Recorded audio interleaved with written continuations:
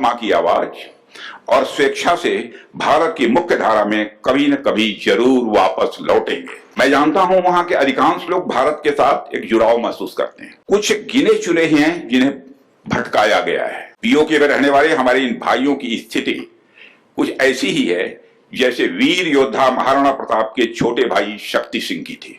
PoK की भारत से एकजुटता इस देश की सांस्कृतिक, सामाजिक और आर्थिक समृद्धि पर निर्भर करती है। स्वाभिमान, आत्मा की आवाज और स्वेच्छा से भारत की मुख्य धारा में कभी न कभी जरूर वापस लौटेंगे।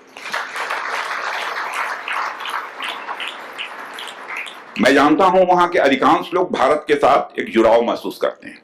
बड़ी संख्या है जो भारत के साथ जुड़ाव महसूस करती है। पीओके में कुछ गिने चुने ही हैं जिन्हें भटकाया गया है, गुमराह किया गया है।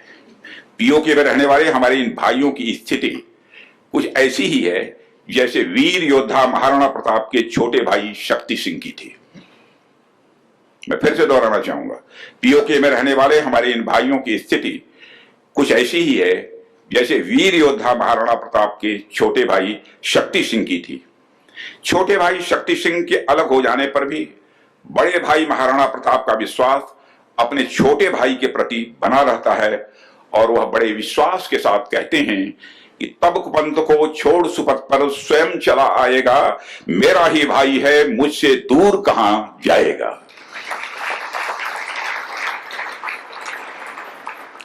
भारत हमेशा ही दिलों को जोड़ने की बात करता है और हमें विश्वास है कि प्रेम, एकता और सत्य के मार्ग पर चलकर वह दिन दूर नहीं जब हमारा ही अंग पीओके स्वयं लौट कर कहेगा, मैं भारत हूं, भारत ही हूं, मैं वापस आऊंगा।